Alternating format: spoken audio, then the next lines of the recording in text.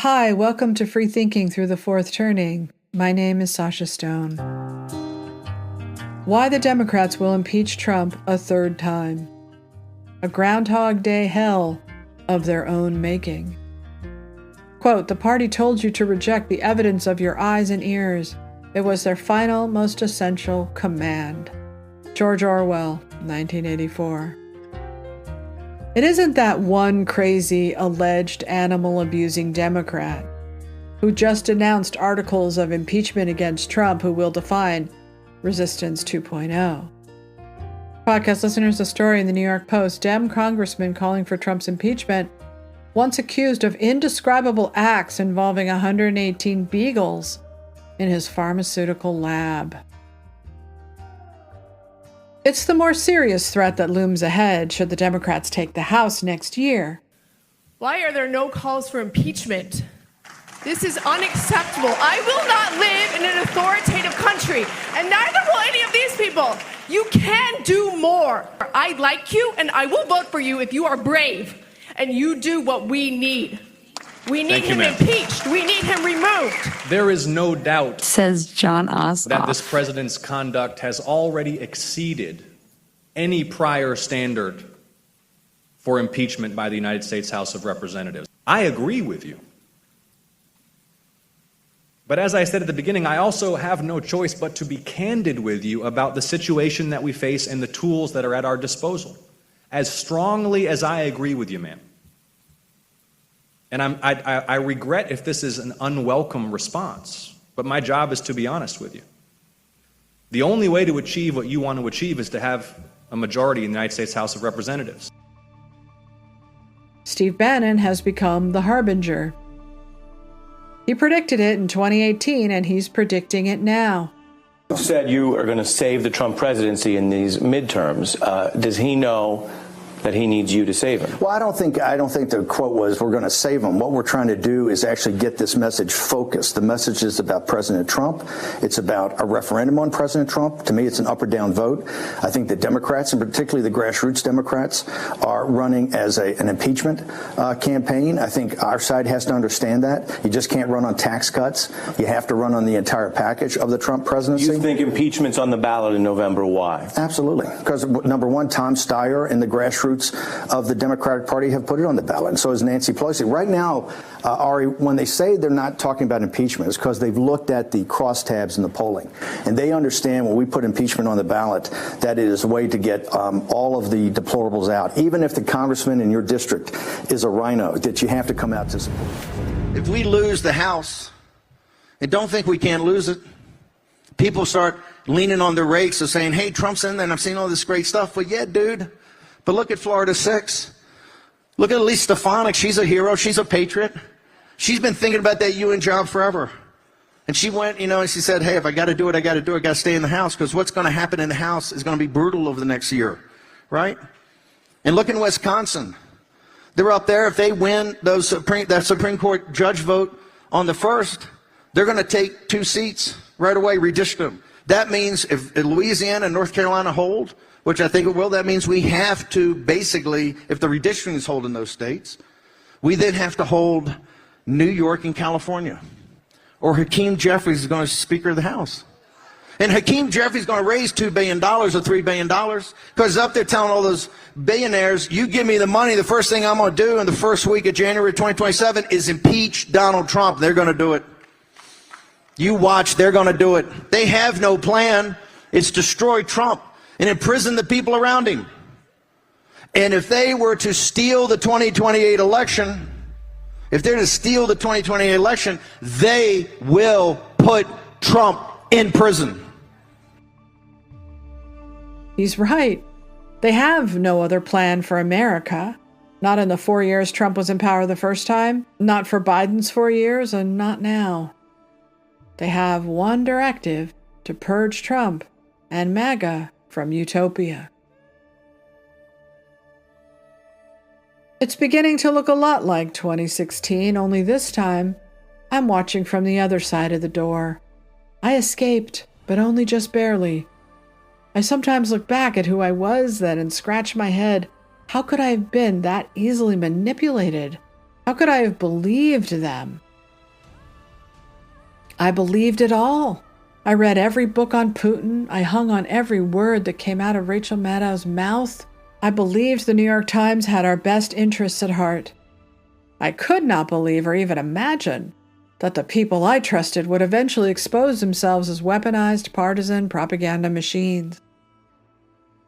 I try to connect with the democratic centrist I used to be because that is still where most of my friends and family are, not to mention all of American culture and most institutions. They live in a completely separate reality, and I live in this one.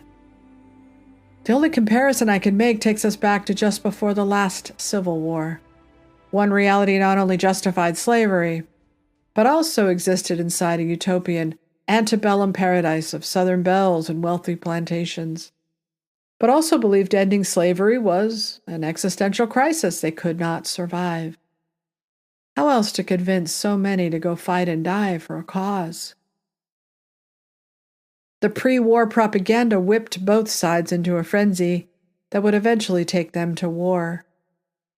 From War History Online, quote, "In the decade prior to the Civil War, the American press began flourishing and evolved rapidly in terms of technology output and distribution. Meanwhile, the number of newspapers expanded and a new style of weekly pictorial publications filled with comics and illustrations became popular and widespread in northern and southern states. This mass distribution of picture-based media was eagerly and voraciously consumed by the American public. It also proved ideal for distributing and disseminating propaganda and successfully pushed divisive ideologies from both sides of the divide." Podcast listeners, 2 cartoons, one pro-slavery, one anti-slavery. Sound familiar? Podcast listeners, a tweet by Pat. "A billionaire buys another yacht. Grandma loses Medicaid. Poor children starve. Veterans lose their jobs in healthcare. That's the trade-off lawmakers are making, cutting healthcare and food programs for tens of millions to fund tax cuts for the ultra-rich. Hashtag lock Trump up. Hashtag impeach Trump." And a picture of Republicans laughing around a table. Republican family values to cut Medicare, Medicaid, OSHA, education, Social Security, the CDC. And another tweet from Paul Duginski. "According to a story in The Atlantic, Donald Trump believes he's invincible. He said, 'I run the country and the world. The RMS Titanic was thought to be unsinkable. Hashtag impeach Trump. Hashtag lock Trump up. Hashtag convicted felon. Hashtag unhinged. Hashtag Trump market crash. Hashtag Trump's 100 days. And a cartoon of Trump, 'I run the world,' on the Trump-tanic." And here is a montage of tweets calling for Trump's impeachment. When the Union Army won the war, however, their utopian paradise in the South was upended, which kicked off episodes of mass hysteria that would eventually lead to Jim Crow laws, the KKK, segregation, and worse. It's easy, especially for the modern-day left, to see those crimes against humanity as a disease that lives inside of white people, the sin of racism, a war they believe they're still fighting today. Here is Tim Walz. I knew I was on the ticket, I would argue, because we did a lot of amazing progressive things in Minnesota that improved people's lives. But I also was on the ticket, quite honestly, because I could code talk to white guys watching football, fixing their truck, doing that I could put them at ease. I was the permission structure to say, look, you can do this and vote for this. And you look across those swing states, with the exception of Minnesota. The side that suddenly had all of the wealth and power after the rise of Silicon Valley and the marriage between the Obama coalition and culture was lacking only one thing: spiritual relief. I was part of it. I was a woke blogger, although we did not use that word then, and many don't dare use it now. What mattered to me was elevating non-whites and other marginalized groups in the film industry. That gave me, a white woman, a sense of purpose, a deeper meaning for my work and my life, something I'd never felt before. But to be woke, as translated for white people, means believing you share your country and your culture with racists afflicted with white fragility. At first, it was an idea that spread, but by 2020, it was mandated. It makes sense when you consider our country expanding onto the new frontier of the internet, where the free market, cities, towns, and demographic groups mattered less than this giant swirling soup of humanity we suddenly had to make sense of. What better way than to divide us up into easily recognizable categories? 2016 was to all of us a sign that the Confederacy had returned, especially since Trump was now a prominent figure on Twitter, just like Obama had been. We saw his win as an act of war. We were to obstruct, block, shun, attack, or resist. He was not to be allowed to govern, which would ensure his destruction, or so we thought. What we didn't do, however, was listen to the voters. They were invisible to us because we wrote them off as angry white deplorables clinging to their guns and religion. They don't deserve representation. No, it wasn't we who failed. It was Trump who invaded us and is now oppressing us. We couldn't see things any other way because we were the good side, and those people over there had to be the bad side. The nation's first black president, we believed, was hated by white Americans, and now they were coming to dismantle his legacy, our utopia, and make America white again. They still believe that. It is existential to them, which explains the ongoing need to purge their utopia of threatening people. Those same realities that decided who got to stay and who had to go also existed in George Orwell's 1984. What is cancel culture anyway but virtual gulags? Anyone who didn't agree with the reversed hierarchy was out. You couldn't just go along with it. You had to believe it. You had to love Big Brother. Orwell had it so right when he wrote in that last paragraph. He was in the public dock, confessing everything, implicating everybody. I could feel it, the mass dehumanization. It didn't sit right with me. I was disgusted by how my side was behaving. But it wasn't until I walked in the shoes of Trump supporters that I knew for sure this really was a civil war. No, Trump supporters were not getting lynched or put in concentration camps or a gulag, but the mechanisms at play are the same. I've never seen people in America feel emboldened to attack another group this way, but no doubt it has happened many times throughout our history. Daniel says he didn't cause this. A stranger did at this gas station shortly after he found out he supports Donald Trump for president. He comes here often and says Sunday he and the clerk were talking politics. He said, well, who are you going to vote for? I said, Trump. Daniel says another man nearby overheard his response and asked him why he supported Trump. He told the man he thinks Trump can get the country back on track, and that's when he says the man became very angry, calling him racial slurs. Daniel says he backed off and the man walked out, but when Daniels went out to put gas in his car, he says the man came at him again. He said, hey, I need to talk to you. I said, partner, I don't want to talk to nobody. I said, look, that stuff's over with. I was just voicing an opinion, so were you. And I said, come on, let me go get some gas like that. And he reached over, grabbed me by this arm, turned me around, and just come down with his left hand right across here. A man claims that he was attacked for wearing a Make America Great Again hat at a local Mexican restaurant. Tonight, the woman who hit him in the video is facing charges. Freedom of speech is genocide, homeboy. It doesn't matter. Is that what you're trying to represent? Freedom of speech allows me to wear that hat as much as I want. You see Riverside. Jonathan Sparks is passionate about his political beliefs, but he says those beliefs were attacked right here on Saturday night. And oh, was it painful? My ankle was just hanging there. As Sparks was walking downtown, a man attacked him from behind. I felt a very strong grasp on my hat, and it pulled me back and grabbed a lot of hair.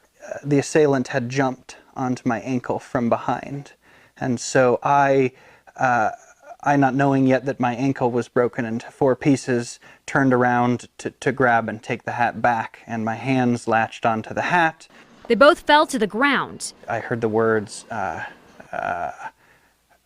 Hitler and Nazi and Trump, and he was shouting things like that. And then he came over top of me, and he just over and over again, he hit me. People nearby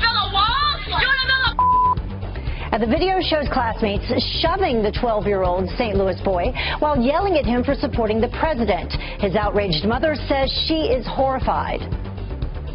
I saw him being berated and bullied and beat, literally beat, because he feels strongly about the world today. A Central Texas man has been arrested for attacking a teenager wearing a red Make America Great Again hat. This was all happening at Whataburger. Yeah, of all places, but incredible video. Watch what happened early Wednesday morning. Supporting the president. You ain't supporting. There's an expletive there, and then he shoves that water or that drink into the teen's face. The teens were left stunned.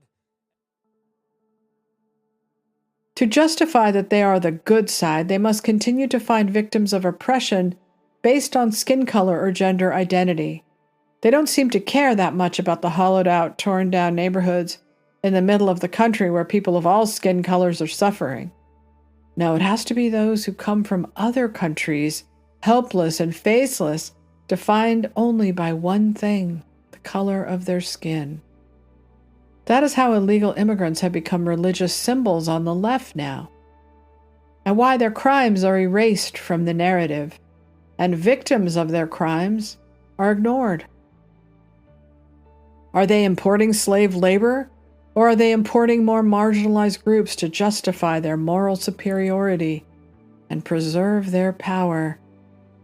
Are they dropping 30,000 Haitian migrants into a small, economically depressed town in the middle of America for the same reason they race-swap Disney movies, to root out the racists who dare object? It's not the wall anymore separating families at the border, because the Democrats botched that whole thing so badly, the message was sent far and wide that the border was open. Remember the false narrative of whipping migrants? They are so heavily invested in this cause now. They can't say COVID came from a lab, or that there might be still such a thing as a terrorist from an Islamic country, or that any black person could ever commit any crime. They shamelessly use people as living virtue signals, as shields for absolution. Senator Van Hollen touching Kilmar Abrigo Garcia's arm is the new AOC in a white shirt and matching pants, crying before the cameras. They just rearrange the players, the song remains the same. This is what they're selling to a beleaguered America. Open the border, you racists. Even when Kilmar Garcia is outed as both a domestic abuser and probably a former member of MS-13, he's still a hero to them, because they put him in one of their protected groups, like George Floyd. From a tree in my wealthy, white, liberal neighborhood, a picture, bring Kilmar home, no trial, no prison. And recent testimony by a DEA agent in the Senate identifying Garcia's tattoos as MS-13. Are you familiar with MS-13? Yes, sir. Briefly, what are they? They're a terrorist organization? Yeah, they've been designated a foreign terrorist organization. Yes, sir. They're involved in drugs, fentanyl. Extortion, kidnapping, drugs, intimidation, money laundering. In your time in the DEA, do they have like membership cards? Not necessarily the membership cards, but they are well recognized based on tattoos and different. Do you have a photo? I think our office provided to you. We spoke. Yeah, we spoke about it earlier. Yes, sir. Can you give this to? All right, this is a photo of tattoos of Mr. Abreu Garcia. Much attention's been paid to his case. I think he's in Venezuela. Can you see the photo here? Yes, sir, I can. I have a copy of it. Okay. Based on your time and experience and expertise in the DEA, what does that photo or those markings suggest to you? Well, they suggest that he's an MS-13 member, that those are his markings. That's his brand.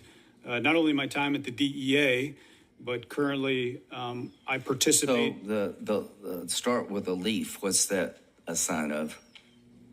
Marijuana. Okay. The next one is? His smiley face. Okay. And the next one is?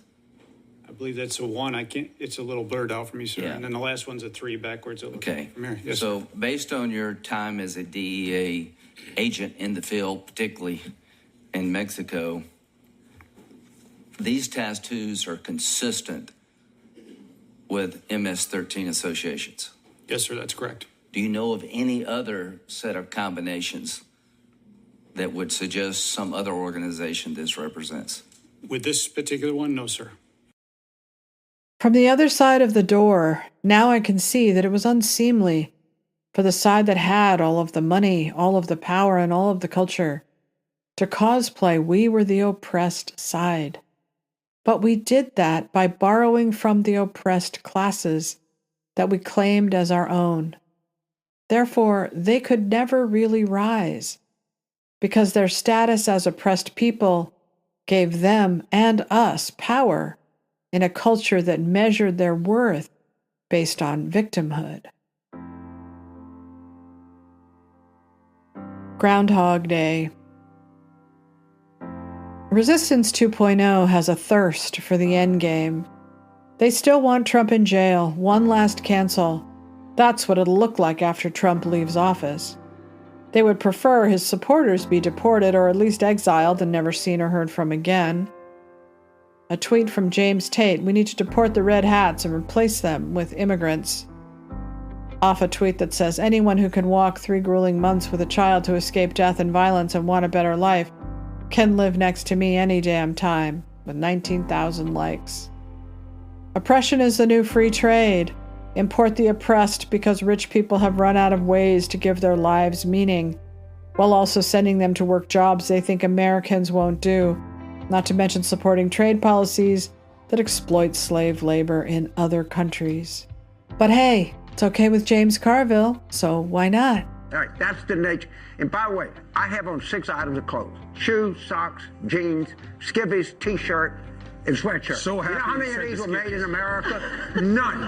None. And I don't want to live in a country that makes t-shirts. Well, I can buy them from somewhere else. Wait. You don't want to live in a country that makes t-shirts. Yeah, we don't need to do that. We make airplanes. We make movies. But the United States. We drill oil. We make all kinds of things. We don't need to make t-shirts. But I do want to live in a country that makes cars. And That's fine. I want to live in a country that has manufacturing. So you think I know where the steering wheel was made? Let's get some more perspective. You think I know where the tires were made? No. Detroit City. You think I care? No. They need both a steady stream of the oppressed and an endless supply of oppressors for their utopia to survive. So everyone who doesn't agree with them must be a Nazi. Podcast listeners, here's a tweet from Decoding Fox News. Nothing problematic about promoting what the Nazis called Aryan traits for an entire country. Does anyone involved with Trump just stop and think for 5 seconds before posting something? And a picture of Caroline Leavitt wearing a t-shirt that says, Make America Blonde Again. Here are some examples of crazy people from TikTok. To all of you who keep insisting that right now is the time for us to keep extending olive branches to that side. What part of these people have had 200 years to evolve on their own, and they have clearly refused to do so? It's not clicking in for people at this point. At the end of the last Civil War, that's exactly what America did. In order to maintain the Union together, everybody was allowed to remain as they were. No growth, no change. I mean, the fact that Confederate statues were up for this long tells you what? My still willfully blind Americans. So again, to all the people who are saying that we have to go right back to the old system that clearly got us nowhere, what's the definition of insanity again? Huh? What's the definition of insanity? It's weird how white conservatives get called racist and then they're like, oh, white people get called racist over every little thing. And I'm like, that's weird. I'm white and I never get called racist. I wonder why you do. You know, the problem isn't that Donald Trump is a terrible human being. He is, but he's not the problem. The problem is that so many of his supporters are just like him, or even worse, and they don't care. That's the problem. Donald Trump is the problem, but he's not the big problem. The big problem is that so many of his supporters are just like him. Hey, so this is just a message for my fellow white ladies. I need you to use your ears and not get defensive too fast, please. Thank you. I need everyone to take a deep breath. And I need you to stop saying that we are becoming the Handmaid's Tale or that they're trying to make us handmaids. Okay? There's a lot of reasons. One, it's a fictional book. Two, do you realize that book mirrors things that have happened to women of color in this country for centuries, particularly Indigenous and Black women? Did you know that? So I need to stop seeing white women talking about how we're headed towards Handmaid's Tale territory. Because for most other women in this country, they've been there their whole lives. White people only respect violence. And that's why when I'm outside of work, I don't hesitate to jump down their motherfucking throats anytime they try to play with me. Because they know exactly what the fuck they be doing. The only grace I have is for people that look like me. Other than that, foot on throat, 24/7. Here's your reminder that trans people existing does nothing negative to your life, you crybaby bitch. Have a nice day. The hottest men are feminist men. MAGA. Lonely and compensating. They need their little treehouse bullies club. No girls allowed because either A, they don't like girls. You know what I mean. Or girls don't like them. When, not if, this economy goes to absolute shit and the dollar has no value anymore and the shelves are empty and everything is so expensive that nobody can possibly afford anything, I think when everyone starts to leave, you should not be able to immigrate to another country if you voted for Trump. Because you're the one who caused this. He's doing exactly what he said he was going to do. He wanted to be a dictator. He wanted to install these tariffs and keep all the immigrants out, whatever. Okay, so you don't get to go to another country. You have to stay here and suffer with what you voted for, and I have no remorse for that. After a decade of this madness, most Americans, however, are just done. We don't want our kids indoctrinated in preschool or elementary school or by Hollywood.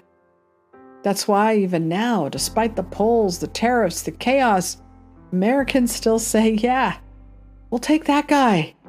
Who would be doing a better job as president? Guess who comes out on top? Within the margin of error, but comes out on top. This looks a lot like the election result, right? Trump 45%, 2 points ahead of Harris at 43%. 12% say they'd be doing about the same. But this is the key nugget here. It's not just about regretting that vote. It's literally saying who would be doing the better job right now. And Trump continues to score a higher percentage of the vote than Kamala Harris. This looks a heck of a lot like the election result. We have just seen this in poll after poll after poll. Despite the fact that Trump's favorable ratings aren't too hot to trot, when he's matched up against who he was matched up in 2024, he still, across the polls, scores a higher percentage than Kamala Harris does. Even if they don't know exactly what she would have done, they still went for Donald Trump. Okay, what about when he's matched up against congressional Democrats who we know have had some pretty rough numbers? Yeah, they have had some pretty rough numbers. So Kamala Harris obviously doesn't hold elected office right now, but Democrats in Congress sure do. So who do you trust more on the U.S. main problems, the main problems in the United States? Well, what do we have here? It's the same exact picture, folks. It's the same exact picture. When you match Donald Trump against his actual competition, Donald Trump comes out ahead. Look at this. 40% to congressional Democrats, 32%. Going to make a big circle here. But the bottom line is, when you look at Donald Trump in a vacuum, it's one thing. But when you actually match him up against folks in the real world, all of a sudden his numbers look considerably better. And when you match him up against his main competition at this point, Democrats in Congress, he is more trusted on the main problems facing the United States right now. In fact, it's not even close. It's an 8-point advantage, which in this politics, well, that's a wide ocean. It's huge and maybe tells the Democrats that their messaging is not working at this point in time. All right, speaking of the big issues, which party is better? Never in all of these 10 years of fighting this civil war have the Democrats come to terms with reality. The only reason Trump is in power now is that the American people voted for him.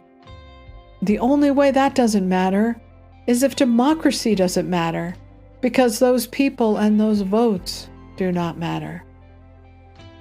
They offer no relief, no hope for the future, nothing except their unending obsession with getting Trump going on a decade by now.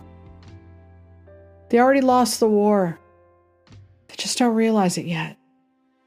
So they will have to impeach if they take the House, because they know that if MAGA lives on, that will mean their entire movement is gone with the wind.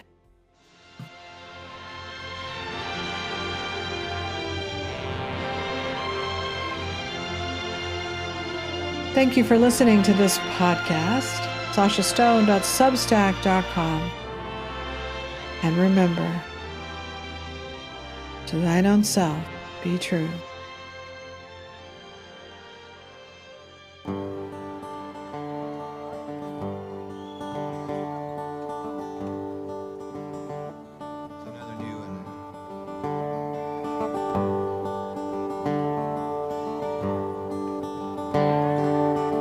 It's time to move on. It's time to get going. What lies ahead, I have no way of knowing. But under my feet, baby, grass is growing. It's time to move on. It's time to get going.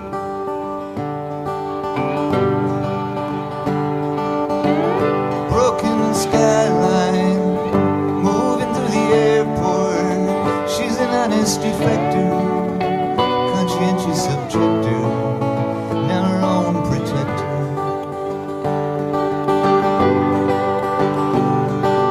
Yeah, broken skyline, which way to love land? Which way to something better? Which way to forgiveness? Which way do I go? Well, it's time to move on. It's time to get going. What lies ahead, I have no way of knowing. But under my feet, baby, grass is growing. Yeah, it's time to move on. It's time to get going.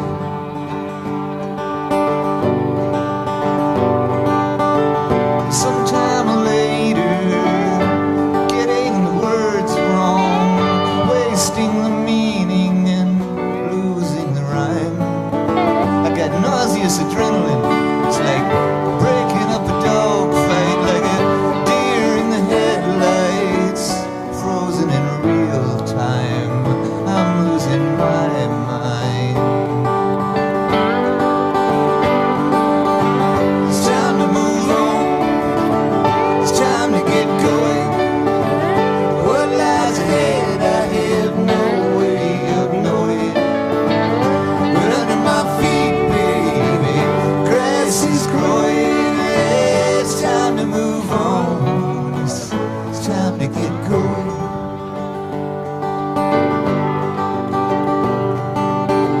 It's time